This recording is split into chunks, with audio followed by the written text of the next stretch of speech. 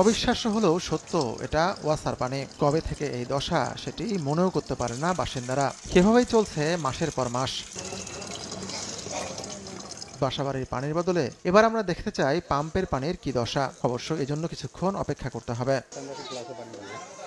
রাজধানীর দক্ষিণ সিটি কর্পোরেশনের ৭৫ নম্বর ওয়ার্ড এটি। সিটি কর্পোরেশনে নতুন যুক্ত হওয়া এই এলাকায় অন্তত ১ লাখ মানুষের বাস।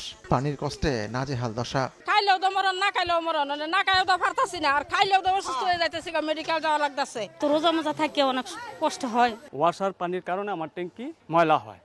৭ দিনে পরিষ্কার হলে ১ সপ্তাহের ভিতরে আবার ট্যাঙ্কি ময়লা হয়ে যায়। পানির মান এতই খারাপ যে নাসিরাবাদে পানিবাহিত রোগে ভুগছেন শত শত মানুষ। দেখেন আমার শরীরের কি অবস্থা হয়েছে, শুধু পানিতে গোসল করার কারণে। এই পানিতে গোসল করতে করতে আমরা খাইতে খেতে আমার এখান থেকে চুলকানি হয়েছে। আমার বন্ধু বান্ধব সবাই, আত্মীয়জন অনেকজন এরকম হয়েছে। পাম্প থেকে নেওয়া কিছুক্ষণ আগে রাখা পানিটি এবার দেখতে চাই আমরা। মাত্র আধা ঘন্টা আগে পানিটি গ্লাসে নেওয়া হয়েছিল, আধা ঘন্টা পরে এটির এই দশা।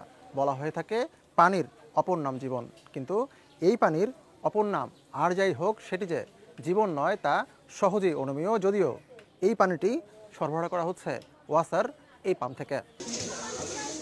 এখানে পানির পাম্প ৩টি। ২টি পাম্পে পানির চাপ না থাকায় নতুন একটি পাম্প বসায় ওয়াসা। সেই পাম্পেই মিলছে এমন পানি, যে কারণে কম চাপযুক্ত পাম্প থেকে পানি সংগ্রহের এই যুদ্ধ নিত্যদিনের। পানি চালু করার পরে এই অবস্থায় যে দেখেন, এই যে এইগুলি খাইয়া মনে করেন আমাদের চুলকানি, তারপরে বিভিন্ন পানির তো অপর নাম হলো জীবন।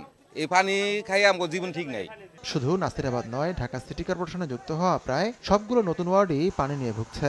ভালো নেই পুরনো ওয়ার্ডগুলো, এই যেমন মানিকনগর। এই এলাকার পানি এতই দুর্গন্ধ যে তা খাওয়া অসম্ভব। এমতে পানি নিতে হয় ১০০ টাকা ১৫০ টাকা, এত টাকা কই পাম? পানি গন্ধ, এমন গন্ধ, খাওয়ানোই যায় না পানি। পানির কালার ঠিক আছে, কিন্তু পানি গন্ধ, প্রচুর পরিমাণ গন্ধ।